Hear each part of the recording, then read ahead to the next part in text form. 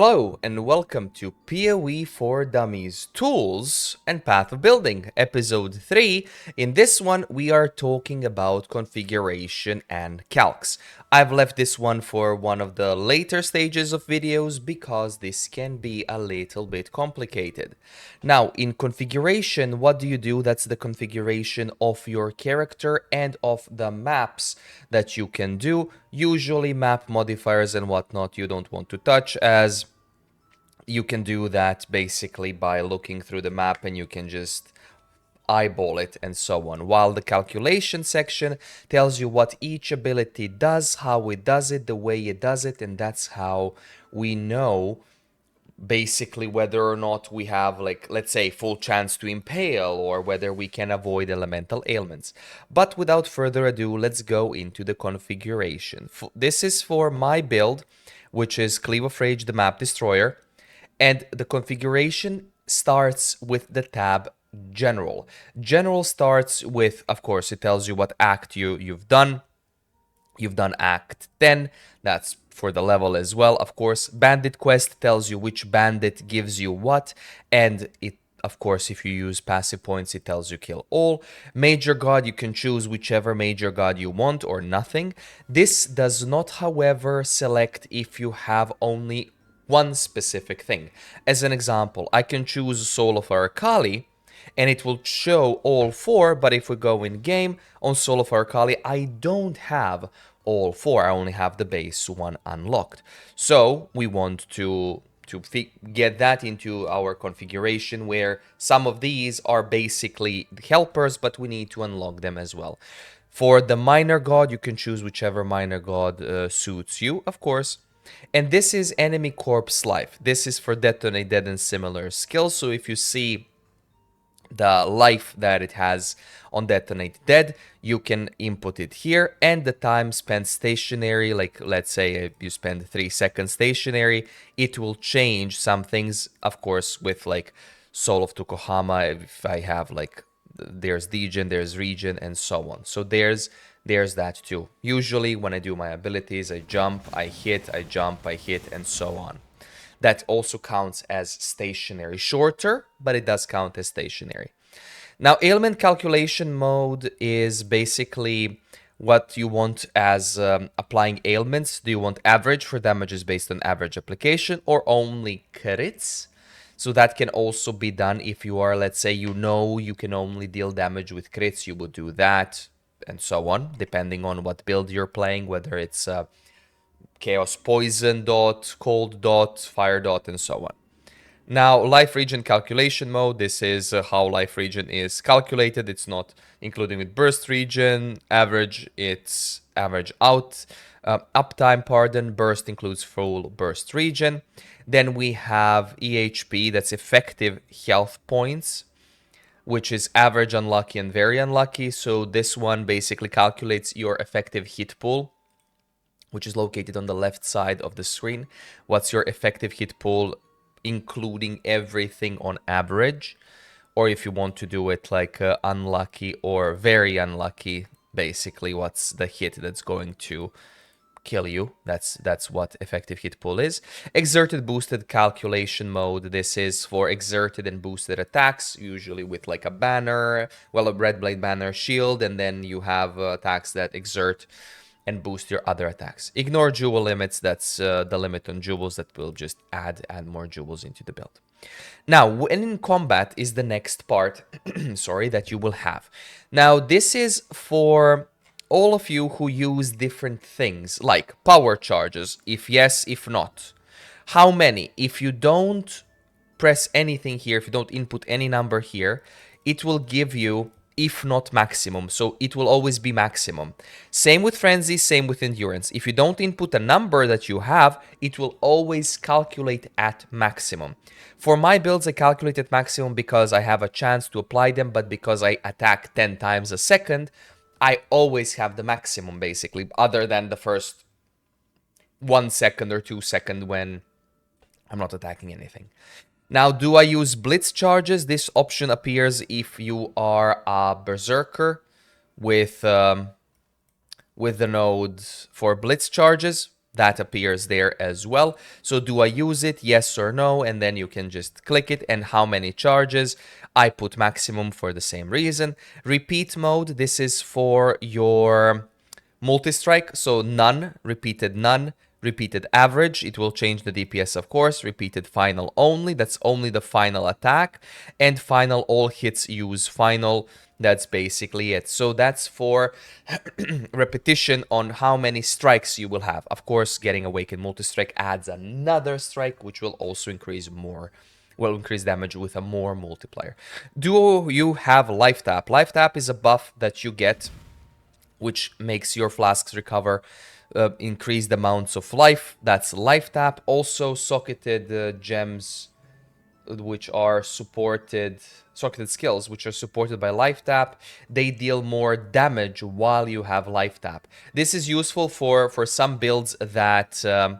is it increased or more? More damage, yes. This is useful for some builds that use Life Tap in their secondary thing, like as an example, Archer, main skill, shoots an arrow, but off skill, like Mana Forged arrows with Life Tap and something else to boost the damage, the passive damage output. If you don't use it, unclick it. Do you have Onslaught? I do because of my flasks for Mage Blood, but if you don't have Onslaught, unclick Onslaught. Arcane Surge is the same. This one is Arcane Surge buff. Cast speed, mana regeneration rate. Unholy Might grants 30% of physical damage as extra chaos damage. If you have that in your build, click it. If not, don't.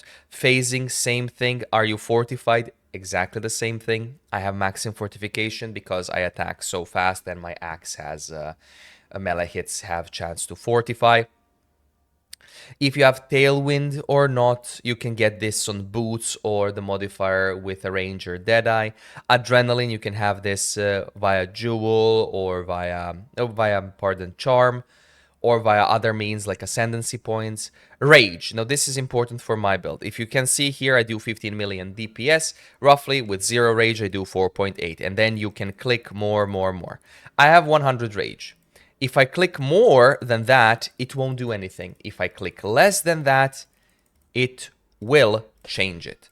So keep that in mind as well. If you are playing a character with Rage, keep in mind that this always will calculate up to the maximum amount, but if you don't input anything, it calculates like you have 0 Rage. But if you input 1000, it will calculate only to your maximum level appropriate Rage. Are you leeching?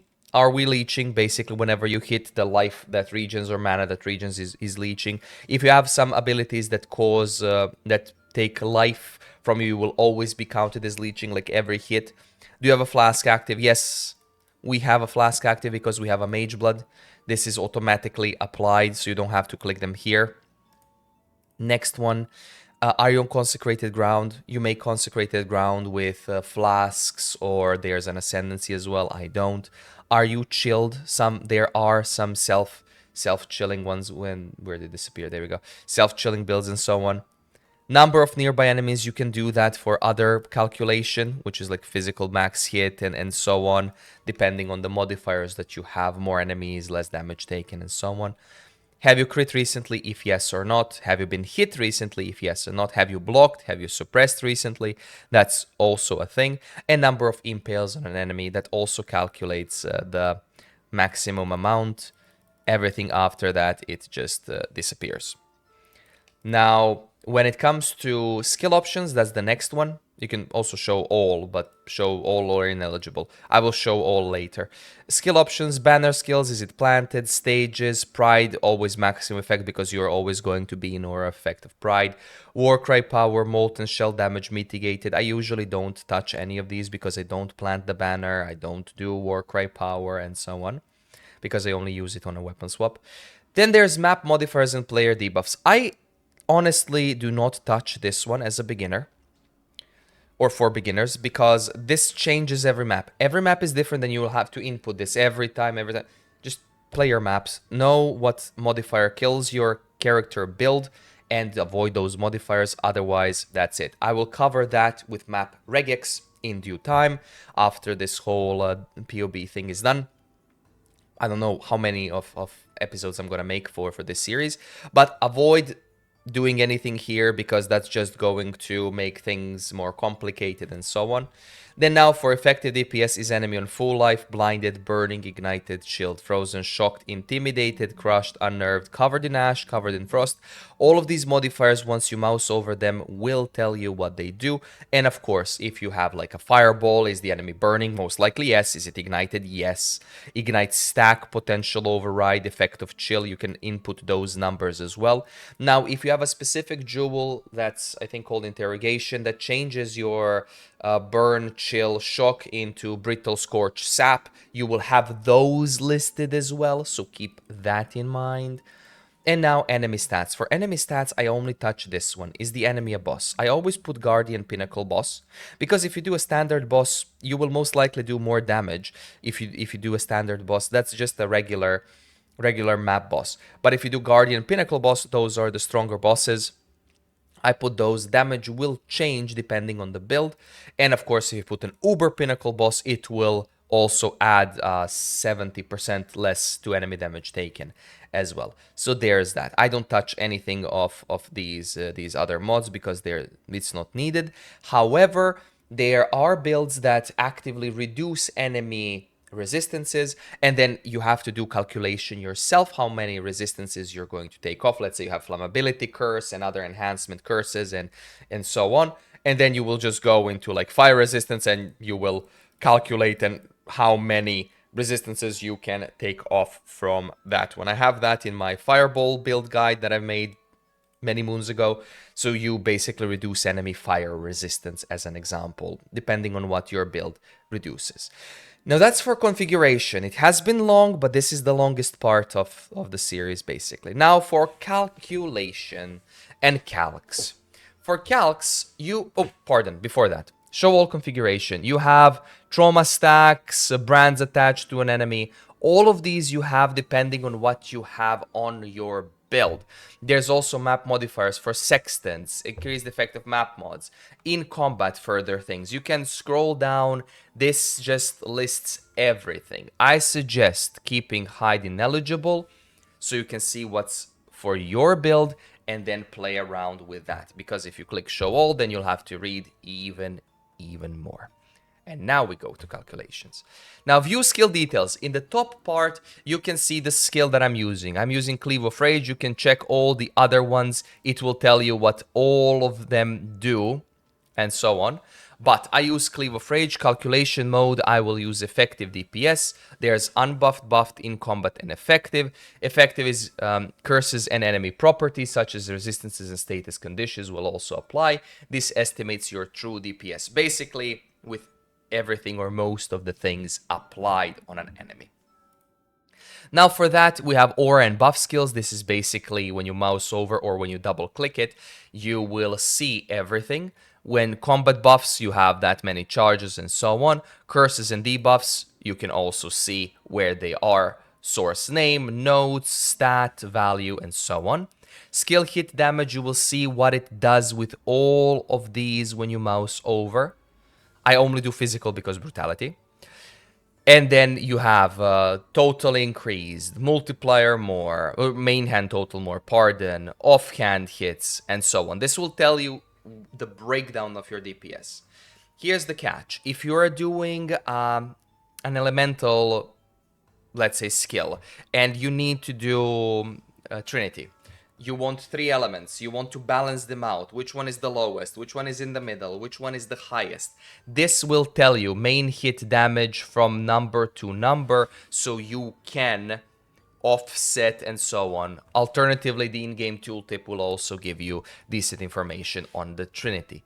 But because I'm a physical build, I will explain it so far here. Attack and cast rate, this is self-explanatory. You can see where your attack and cast speed comes from. Critical chance, where is it increased, what is the multiplier, and so on. Impale, very important for impale builds. You want this to be 100. It will tell you, well, at least 100. It will tell you where you get your main things. You will get like 60, 26, 10, 10 from which parts, and it will actually tell you, and if you mouse over, it will tell you which nodes give you. That's if you double click it. Then there's offhand impale chance as well. Bleed, we have a little bit of bleed somewhere in the build. So chance to bleed, curse from vulnerability. There we go. So that's just a little bit added damage. accuracy, where it comes from, and so on. Of course, with everything else, it tells you the modifiers. You can read everything through if you mouse over. So remember, double click and then mouse over. Life leech, skill type, other effects. Here's where it becomes complicated. When we scroll down, we have damage taken, damaging hits, effective health pool, maximum hit taken, dots and degens, recoup, and hit taken over time. Now, this is basically the calculation of how much health you have versus how big of a hit can hit you. If you have a hit that will hit less than what it's said here, effective hit pool, you will not die. Now, there's mitigated hits. How many hits can hit you before you actually die? That's like 4.4, number of mitigated and chance to be hit, and so on. How hard must the hit you is also applied here. Maximum hit taken. This is for enemy damage taken as, and so on, because of a split and whatnot. And all of that is sorted here. Now you want your effective hit pool to be as higher, but keep in mind, here's one thing. It calculates evasion as well. So if you have a chance to evade, it will calculate as effective hit pool. Yet, however, you don't have that increased hit pool. It's basically, that's why evasion builds are random chances. So if you have 95% evasion and then something hits you, if it hits you for your whole health, you're dead. That's basically it, other than resistances and so on. But it will also calculate evasion in the calculation. It is a good metric of how big of a hit will hit you, but it's also should be taken with a little bit of grain of salt when it comes to beginner level of play. And now on the right side, we have the final things, which is attributes, life, where you get it, what recovery, what requirements you need, and so on. Mana, where you have reservation efficiency, what's not reserved, and recovery, and so on. Energy shield, if you're an energy shield base user. Ward, if you're a ward type user, or if you use the flask with ward.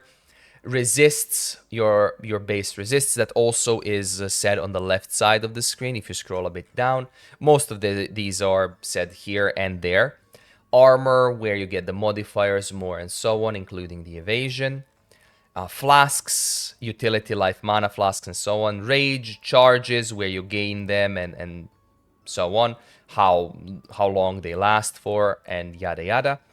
Other defenses, movement speed, curse effect, exposure and wither, stun duration, and now the most important parts. Damage avoidance, block, dodge, spell suppression. This will tell you where you have those modifiers, how did you gain them, what is the base, what is the condition, and so on, where you got them on the tree, and so on. So that's one part, and that's also important for defenses because spell suppression takes... whatever spell hit you, it halves it. So half of it goes to dust and half you will take as damage.